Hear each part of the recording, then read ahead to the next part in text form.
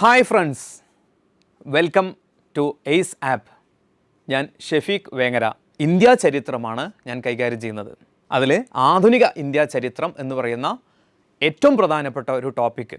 ഇവിടെ നിങ്ങൾക്കറിയാം, ആധുനിക ഇന്ത്യ ചരിത്രത്തിൽ ഏറ്റവും പ്രധാനപ്പെട്ട ടോപ്പിക്കാണ് 1857 വിപ്ലവം എന്ന് പറയുന്നത്. ഈ 1857 വിപ്ലവത്തിൻ്റെ പ്രധാനപ്പെട്ട കാരണങ്ങൾ എന്തൊക്കെയായിരുന്നു എന്നാണ് നമ്മളിന്ന് വിശകലനം ചെയ്യുന്നത്. 1857 വിപ്ലവത്തിൻ്റെ അല്ലെങ്കിൽ മഹത്തായ വിപ്ലവത്തിൻ്റെ കാരണങ്ങൾ എന്ത് എന്ന് ചോദിക്കുമ്പോൾ നമ്മൾ എപ്പോഴും അല്ലെങ്കിൽ എല്ലാവരുടെയും മനസ്സിലേക്ക് ഓടി വരുന്നൊരു കാരണമുണ്ട്. പന്നിയുടെയും പശുവിൻ്റെയും നെയ്യ് കൊണ്ട് ആവരണം ചെയ്ത ഒരു തിര അല്ലെങ്കിൽ ഒരു തോക്കിൻ്റെ ഉപയോഗം എന്നുള്ളതാണ് നമ്മൾ കാരണമായിട്ട് പറയാറുള്ളത്. പക്ഷേ അത് 1857 വിപ്ലവത്തിൻ്റെ പെട്ടെന്നുണ്ടായ കാരണമാണ്. അങ്ങനെ 1857 വിപ്ലവത്തിൻ്റെ പെട്ടെന്നുണ്ടായ കാരണം കൊണ്ട് ഒരു സുപ്രഭാതത്തിൽ പൊട്ടിപ്പുറപ്പെട്ട യുദ്ധമല്ല 1857 വിപ്ലവം എന്ന് പറയുന്നത്. അത് കാലങ്ങളായി 1757 മുതൽ, അതായത് പ്ലാസി യുദ്ധാനന്തരം ബ്രിട്ടീഷുകാർ ഇന്ത്യയിൽ രാഷ്ട്രീയ അധികാരത്തിന് അടിത്തറയിട്ടത് മുതൽ ബ്രിട്ടീഷുകാർ ഇന്ത്യയിൽ നടപ്പിലാക്കിയ ചില നയങ്ങളും അവർ കൊണ്ടുവന്ന ചില നയങ്ങളും ഇന്ത്യയിലെ ചില രാജ്യങ്ങളുടെ രാജാക്കന്മാർക്ക് മേൽ ഇവർ ഏർപ്പെടുത്തിയ ചില നിയന്ത്രണങ്ങളും ഇന്ത്യയിലെ യാഥാസ്ഥിക മതവിഭാഗത്തിലെ ആ ജനങ്ങളുടെ മേൽ അവരുടെ മതവികാരങ്ങൾക്ക് മേൽ ബ്രിട്ടീഷുകാരുടെ കടന്നുകയറ്റവും, അതുമാത്രമല്ല ഇന്ത്യൻ സൈനികർക്കിടയിൽ ഇവർ നടത്തിയ അല്ലെങ്കിൽ ബ്രിട്ടീഷുകാർ നടപ്പിലാക്കിയ ചില പരിഷ്കാരങ്ങളുമൊക്കെയാണ് ബ്രിട്ടീഷുകാരോടുള്ള ഇന്ത്യക്കാരുടെ വിദ്വേഷം വളർത്താൻ വലിയൊരു പ്രേരകമായിട്ടുള്ളത്. അങ്ങനെ കാലങ്ങളായിട്ട് തുടർന്ന് വന്ന ഇത്തരം നയങ്ങളൊക്കെയാണ് ബ്രിട്ടീഷുകാർക്കെതിരെ തിരിയാൻ ഇന്ത്യക്കാരെ പ്രേരിപ്പിച്ചത് എന്നുള്ളതാണ്. 1857 എന്ന് പറയുന്ന വർഷം എത്തിയപ്പോഴേക്കും ഈ പറയുന്ന സാഹചര്യങ്ങളൊക്കെ കൂടി ചേർന്ന് ഇന്ത്യയിൽ ഒരു വലിയ വിപ്ലവം നടത്താൻ അല്ലെങ്കിൽ ഒരു പൊട്ടിത്തെറി ഉണ്ടാവാനുള്ള എല്ലാവിധ സാഹചര്യവും ഉത്തരേന്ത്യയിൽ, പ്രത്യേകിച്ചും ഉത്തരേന്ത്യയിലാണ് ഈ വിപ്ലവങ്ങളൊക്കെ നടന്നത്. അവിടെ ഒരുങ്ങിയിരുന്നു. ഒരു തീപ്പൊരി മാത്രം മതി ഒന്ന് ആളിക്കത്താൻ. ആ തീപ്പൊരിയാണ് ബ്രിട്ടീഷുകാർ ഒരു തോക്കിൻ്റെ രൂപത്തിൽ ഇന്ത്യൻ സൈനികർക്ക് നൽകിയത് എന്നാണ്. അതാണ് 1857 പ്രധാനപ്പെട്ട അല്ലെങ്കിൽ പെട്ടെന്നുണ്ടായ കാരണമെന്ന് പറയുന്നത്. പക്ഷേ നമുക്കിവിടെ വിശകലനം ചെയ്യുന്നത് 1857 വിപ്ലവത്തിൻ്റെ കാരണങ്ങൾ, പ്രധാനപ്പെട്ട കാരണങ്ങൾ എന്തൊക്കെയാണെന്നുള്ളതാണ്.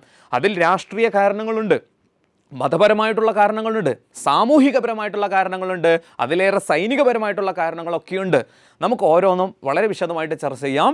അതിൽ ഏറ്റവും പ്രധാനപ്പെട്ട ഒരു കാരണമാണ് 1848 ബ്രിട്ടീഷുകാർ നടപ്പിലാക്കിയ ഒരു നയമായിരുന്നു ദത്തവകാശ നിരോധന നയം എന്ന് പറയുന്നത്. അതൊരു രാഷ്ട്രീയ കാരണമാണ്. ഇത് കൊണ്ടുവന്നത് എക്സാമിന് ചോദിക്കാറുണ്ട്. ദത്തവകാശ നിരോധന നയം, അല്ലെങ്കിൽ അതിന് ഇംഗ്ലീഷിൽ പറയുക ഡോക്ട്രിൻ ഓഫ് ലാപ്സ് എന്നാണ്. ദത്തവകാശ നിരോധനം കൊണ്ടുവന്നത് ആര് എന്ന് ചോദിച്ചാൽ ഡൽഹൌസി പ്രഭുവാണ്. വർഷവും ഇമ്പോർട്ടൻ്റ് ആണ്, 1848 അപ്പോൾ ദത്തവകാശ നിരോധനം, അല്ലെങ്കിൽ അതിന് ഇംഗ്ലീഷിൽ ഡോക്ട്രിൻ ഓഫ് ലാപ്സ് എന്നാണ് പറയുക. ഈ ദത്തവകാശ നിരോധന നയമാണ് വിപ്ലവത്തിലേക്കുള്ള പ്രധാനപ്പെട്ട ഒരു കാരണമായിട്ട് നമുക്ക് പറയാനുള്ളത്. 1848 ഇത് കൊണ്ടുവന്നത്. എന്തുകൊണ്ടാണ് ഇത് പ്രധാനപ്പെട്ട കാരണമായി മാറിയത്? അതിന് എന്തായിരുന്നു ദത്തവകാശ നിരോധന നയം എന്ന് നമ്മൾ അറിയണം. അതായത് ബ്രിട്ടീഷുകാർ നാട്ടുരാജ്യങ്ങളെ പിടിച്ചടക്കാൻ ഒരുപാട് തന്ത്രങ്ങൾ ഉപയോഗിച്ചിട്ടുണ്ട്. അതിൽപ്പെട്ടൊരു തന്ത്രമാണ് ദത്തവകാശ നിരോധനം. ഏതെങ്കിലും ഒരു നാട്ടുരാജ്യത്തെ, അന്ന് ഇന്ത്യയിൽ ഒരുപാട് നാട്ടുരാജ്യങ്ങളാണുള്ളത്, ഏതെങ്കിലും ഒരു നാട്ടുരാജ്യത്തെ രാജാവ് മരിച്ചാൽ ആ രാജാവിന് അനന്തരാവകാശം ഇല്ലെങ്കിൽ, അതല്ലെങ്കിൽ ആൺമക്കളില്ലെങ്കിൽ ആ നാട്ടുരാജ്യം ബ്രിട്ടീഷ് ഇന്ത്യയോട് കൂട്ടിച്ചേർക്കപ്പെടും. അതായിരുന്നു ദത്തവകാശ നിരോധന നയം എന്നതുകൊണ്ട് ഉദ്ദേശിക്കുന്നത്. ഇത് പ്രകാരം ബ്രിട്ടീഷ് ഇന്ത്യയോട് കൂട്ടിച്ചേർക്കപ്പെട്ട ആദ്യത്തെ നാട്ടുരാജ്യമാണ് സത്താറ എന്ന് പറയുന്നത്. അപ്പോൾ സത്താറ എന്ന് പറയുന്ന നാട്ടുരാജ്യത്തെയാണ് 1848 തന്നെ ഡൽഹൌസി പിടിച്ചടക്കിയത് ഇത് പ്രകാരം. എന്നാൽ ഈ ദത്തവകാശ നിരോധനം മൂലം അവസാനം കൂട്ടിച്ചേർക്കപ്പെട്ട നാട്ടുരാജ്യം ചോദിച്ചാലോ അവധ് എന്ന് പറയുന്ന നാട്ടുരാജ്യമാണ്. അതിൻ്റെ വർഷം 1856 ഇനി ഇതുമായി ബന്ധപ്പെട്ട് ദത്തവകാശ നിരോധന നയം മൂലം ബ്രിട്ടീഷ് ഇന്ത്യയോട് കൂട്ടിച്ചേർക്കപ്പെട്ട മറ്റ് നാട്ടുരാജ്യങ്ങൾ കൂടിയുണ്ട്. അതിൽപ്പെട്ട ഏറ്റവും പ്രധാനപ്പെട്ട നാട്ടുരാജ്യമാണ് ഝാൻസി എന്ന് പറയുന്നത്. ഇപ്പോൾ തന്നെ നിങ്ങൾക്ക് മനസ്സിലായിട്ടുണ്ടാവും, ഝാൻസി 1854 പിടിച്ചടക്കി. അതുകൊണ്ടാണ് ഝാൻസി റാണിയൊക്കെ വിപ്ലവത്തിലേക്ക് വരുന്നത്. ഓക്കെ, അപ്പോൾ ഝാൻസി ഇത് പ്രകാരം കൂട്ടിച്ചേർക്കപ്പെട്ട നാട്ടുരാജ്യമാണ്. അതിൻ്റെ വർഷം ഇമ്പോർട്ടൻ്റാണ്. 1854 ഝാൻസി ബ്രിട്ടീഷ് ഇന്ത്യയോട് കൂട്ടിച്ചേർക്കപ്പെട്ടത്. ഇനി മറ്റൊരു നാട്ടുരാജ്യമാണ് ഉദയ്പൂർ, 1852 സാമ്പൽപൂർ 1849, നാഗ്പൂർ 1854. ആ പറയുന്ന പ്രദേശങ്ങളൊന്നും നിർബന്ധമില്ല. നിങ്ങൾ ഝാൻസി ഏത് വർഷം പഠിച്ചു വെക്കണം? 1854 പഠിച്ചു വെക്കണം. ആദ്യം കൂട്ടിച്ചേർക്കപ്പെട്ട നാട്ടുരാജ്യം സത്താറ എന്നറിഞ്ഞിരിക്കണം. അവസാനം കൂട്ടിച്ചേർക്കപ്പെട്ട പ്രദേശമാണ് ഏത്? ഔദ് എന്നും അറിഞ്ഞിരിക്കണം. ഓക്കെ, ഇനി നോക്ക്, നാഗ്പൂരാണ് 884. ഇനി ഇവിടെ നമ്മൾ പഠിക്കേണ്ട മറ്റൊരു പോയിന്റ് ഉണ്ട്. മിസ്റൂൾ പ്രകാരം മിസ്റൂൾ അല്ലെങ്കിൽ ദുർഭരണ പ്രകാരം മിസ്റൂൾ പ്രകാരം ബ്രിട്ടീഷ് ഇന്ത്യയോട് കൂട്ടിച്ചേർക്കപ്പെട്ട ആദ്യ നാട്ടുരാജ്യം ഏത് എന്ന് ചോദിച്ചാൽ ഏതായിരുന്നു ഉത്തരം? ഔധാണ്. അവസാനം കൂട്ടിച്ചേർക്കപ്പെട്ട നാട്ടുരാജ്യം നമ്മൾ പഠിച്ചത് ഔദല്ലേ. ഈ ഔദ് ബ്രിട്ടീഷുകാർ കൂട്ടിച്ചേർക്കപ്പെട്ടത്, ബ്രിട്ടീഷ് ഇന്ത്യയോട് കൂട്ടിച്ചേർക്കപ്പെട്ടത് മിസ്റൂൾ പ്രകാരമാണ്. ബ്രിട്ടീഷ് ഇന്ത്യയോട് കൂട്ടിച്ചേർക്കപ്പെട്ടതാണ്. അന്ന് അവധിലെ നവാബായിരുന്നു വാജിദ് അലി ഷാ. ഓർത്തു വെക്കുക. അപ്പോൾ മിസ്റൂൾ പ്രകാരം ബ്രിട്ടീഷുകാർ പുറത്താക്കിയ ഔദിലെ നവാബിൻ്റെ പേരാണ് വാജിദ് അലി ഷാ എന്ന് പറയുന്നത്. ഈ ദത്തവകാശ നിരോധനം കൊണ്ടുവന്നത് ഡൽഹൌസി ആണെങ്കിൽ അതിനുശേഷം വിപ്ലവം നടന്നു. വിപ്ലവാനന്തരമാണ് ഈ ദത്തവകാശ നിരോധനം പിൻവലിച്ചത്. അതിന് വർഷം ഏതായിരുന്നു? 1859 വിപ്ലവ സമയത്ത് ഇന്ത്യയിലെ ഗവർണർ ജനറൽ, വിപ്ലവാനന്തരം ഇന്ത്യയുടെ ആദ്യത്തെ വൈസ്രോയായി നിയമിതനായ വ്യക്തിയാണ് കാനിങ് പ്രഭു. അപ്പോൾ കാനിങ് പ്രഭുവാണ് ഈ ദത്തവകാശ നിരോധനം പിൻവലിച്ചത്. ഇവിടെ പഠിച്ചു വെക്കുക, ഇത് കൊണ്ടുവന്നത് 1848 അല്ലേ. ആരായിരുന്നു? ഡൽഹൌസി പ്രഭുവാണ് കൊണ്ടുവന്ന ഗവർണർ ജനറൽ. ചോദിച്ച ചോദ്യമാണ്. വർഷവും പ്രധാനപ്പെട്ടതാണ്. 1848 പിൻവലിച്ച വർഷവും പ്രധാനപ്പെട്ടതാണ്. പിൻവലിച്ചത് ആര് കൊണ്ടുവന്നു, അല്ല പിൻവലിച്ചത് ആര് എന്നുള്ളതും പ്രധാനപ്പെട്ടതാണ്. കാനിങ് ആണ് പിൻവലിച്ചത്. ഏത് വർഷമായിരുന്നു? 1859. നമ്മളിപ്പോൾ പറയുന്നത് 1857 വിപ്ലവത്തിലേക്കുള്ള പ്രധാനപ്പെട്ട കാരണങ്ങളാണ്. അതിലൊരു കാരണം നമ്മൾ പഠിച്ചു, ഏതായിരുന്നു? ദത്തവകാശ നിരോധന നയം. മറ്റൊരു കാരണമാണ് 1854 പോസ്റ്റ് ഓഫീസ് നിയമം അല്ലെങ്കിൽ പോസ്റ്റ് ഓഫീസ് ആക്ട് കൊണ്ടുവന്നത് ഡൽഹൌസി പ്രഭു തന്നെയാണ്. മറ്റൊരു പ്രധാനപ്പെട്ട കാരണമാണ് 1856 വിധവാ പുനർവിവാഹ നിയമം, വിഡോ റീമാരേജ് ആക്ട് എന്ന് പറയും. അപ്പോൾ ഈ വിധവാ പുനർവിവാഹ നിയമം കൊണ്ടുവന്ന വർഷം 1856 കൊണ്ടുവന്നത് ആര് തന്നെയാണ്? ഡൽഹൌസി പ്രഭുവാണ്. ഇതൊക്കെ നോക്കുക, വിപ്ലവത്തിൻ്റെ തൊട്ടു മുമ്പാണ്. 1856 വിധവാ പുനർവിവാഹ നിയമം. ഇവിടെ ഈ വിധവാ പുനർവിവാഹ നിയമത്തിന് വേണ്ടി അല്ലെങ്കിൽ വിധവകളുടെ ഉന്നമനത്തിന് വേണ്ടിയിട്ട് പ്രവർത്തിച്ച ഒരു സാമൂഹ്യ പരിഷ്കർത്താവിനെ നമ്മൾ അറിഞ്ഞിരിക്കണം. എക്സാമിന് ചോദിച്ചതാണ് ഈശ്വരചന്ദ്ര വിദ്യാസാഗർ. ഓക്കെ, ഷോം പ്രകാശ് എന്ന് പറയുന്ന പത്രമൊക്കെ സ്ഥാപിച്ച വ്യക്തിയാണ് ഈശ്വരചന്ദ്ര വിദ്യാസാഗർ എന്ന് പറയുന്നത്. അപ്പോൾ ഇദ്ദേഹത്തെക്കുറിച്ച് എക്സാമിന് ചോദിച്ചു. വിധവാ വിവാഹത്തിന് വേണ്ടി പരിശ്രമിച്ച ഇന്ത്യയിലെ സാമൂഹ്യ പരിഷ്കർത്താവ് കൂടിയാണ് ഈശ്വരചന്ദ്ര വിദ്യാസാഗർ. അങ്ങനെ വിധവാ പുനർവിവാഹ നിയമം പാസ്സാക്കുന്ന വർഷം 1856. ഇതേ വർഷം 1856 കൊണ്ടുവന്ന മറ്റൊരു പ്രധാനപ്പെട്ട നിയമം ബ്രിട്ടീഷുകാർ പാസ്സാക്കിയതാണ് ജനറൽ സർവീസ് എൻലിസ്റ്റ്മെൻറ്റ്. എക്സാമിന് ചോദിച്ചതാണ് ജനറൽ സർവീസ് എൻലിസ്റ്റ്മെൻറ്റ്. ഏതായിരുന്നു വർഷം? 1856. എന്താണ് ഈ ജനറൽ സർവീസ് എൻലിസ്റ്റ്മെൻറ്റ് ആക്ട് എന്ന് പറഞ്ഞാൽ? ബ്രിട്ടീഷുകാർക്ക് വേണ്ടി ഇന്ത്യക്കാർ കടൽ കടന്ന് യുദ്ധം ചെയ്യണമെന്ന ഒരു നിയമം. അപ്പോൾ കടൽ യാത്ര ചെയ്യാൻ പാടില്ല, കടൽ കടന്നു പോയ ജാതിയിൽ നിന്ന് മതത്തിൽ നിന്നൊക്കെ പുറത്താവുന്ന ഒരു വലിയൊരു വിഷയമായിരുന്നു ഇന്ത്യക്കാർക്കിടയിൽ.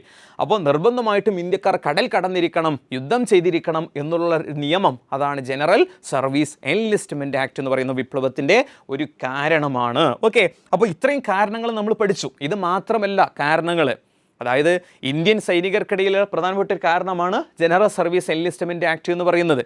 അതൊരു മതപരമായിട്ടുള്ള കാരണമായിട്ടും വേണമെങ്കിൽ നമുക്ക് കൂട്ടാം. കാരണം അവരുടെ മതവിശ്വാസത്തിൻ്റെ ഭാഗമായിരുന്നു അല്ലേ കടൽ യാത്ര ചെയ്യാൻ പാടില്ല എന്നുള്ളതൊക്കെ.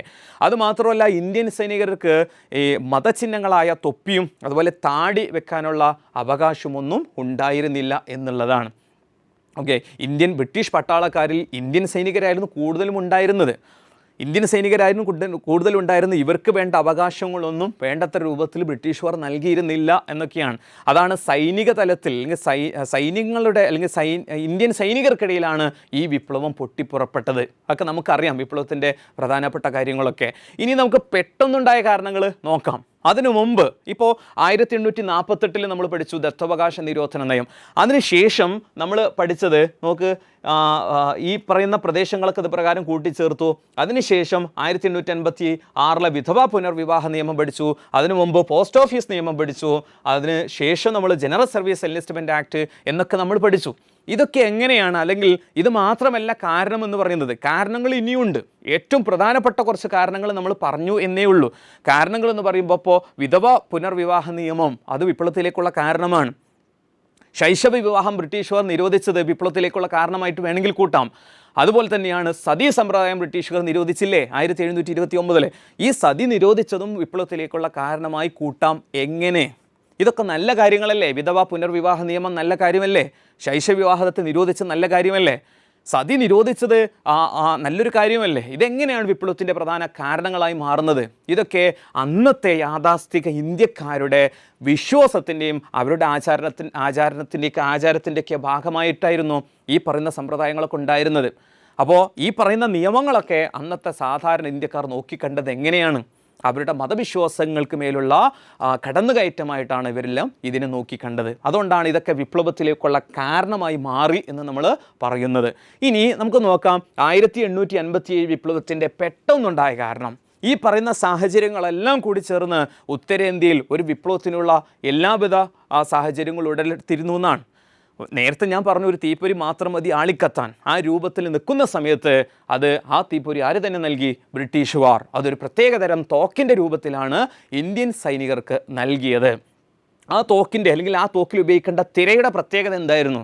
മൃഗത്തിൻ്റെ കൊഴുപ്പ് ഉപയോഗിച്ചിരുന്നു. മൃഗത്തിൻ്റെ എന്ന് പറയുമ്പോൾ പന്നിയുടെയും പശുവിൻ്റെയും നെയ്യ് കൊണ്ട് ആവരണം ചെയ്ത ഒരു തിരയാണ് അതിൽ ഉപയോഗിച്ചിരുന്നത്. ഈ തിര അതിൻ്റെ ലേബൽ ഇന്ത്യൻ സൈനികർ കടിച്ചു മാറ്റിയിട്ട് വേണം ഈ തോക്കിലിടാൻ. നമുക്കറിയാമല്ലോ, ഈ മൃഗത്തിൻ്റെ അല്ലെങ്കിൽ പന്നിയുടെ എന്ന് പറയുമ്പോൾ പന്നി മുസ്ലിങ്ങൾക്ക് നികൃഷ്ട മൃഗവും പശു ഹിന്ദുക്കൾക്ക് പുണ്യമൃഗവുമാണ്.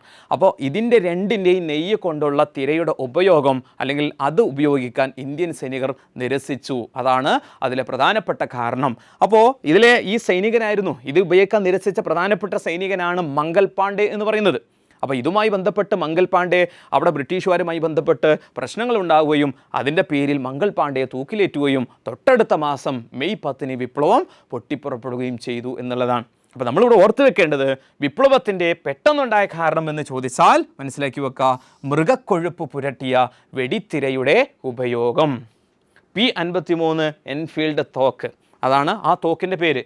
അപ്പോൾ മൃഗക്കൊഴുപ്പ് പുരട്ടിയ വെടിത്തിരയുടെ ഉപയോഗം, യൂസ് ഓഫ് ഗ്രീസ്ഡ് കാട്രിഡ്ജ് എന്നാണ് വിപ്ലവത്തിൻ്റെ ഇമ്മീഡിയറ്റ് കോസ് അല്ലെങ്കിൽ പെട്ടെന്നുണ്ടായ കാരണം ചോദിച്ചാൽ നമ്മൾ പറയേണ്ടത്. അപ്പോൾ ഇത്രയാണ് 1857 വിപ്ലവത്തിൻ്റെ പ്രധാനപ്പെട്ട കാരണങ്ങൾ. ഇത്രയാണ് 1857 വിപ്ലവത്തിൻ്റെ പ്രധാനപ്പെട്ട കാരണങ്ങൾ നമ്മൾ പഠിച്ചു കഴിഞ്ഞത്. ഓക്കെ, ഇനി ഈ വിപ്ലവം ഇതുകൊണ്ട് തീരുന്നില്ല. നമുക്കറിയാമല്ലോ, വിപ്ലവവുമായി ബന്ധപ്പെട്ട് ഇനി നമുക്ക് പഠിക്കാനുള്ള വിപ്ലവ പ്രദേശങ്ങളും പഠനയിച്ച നേതാക്കളും ഉണ്ട്. വിപ്ലവത്തിൻ്റെ നേതാക്കളെക്കുറിച്ചുള്ള കുറേ വിശേഷണങ്ങൾ പഠിക്കാനുണ്ട്.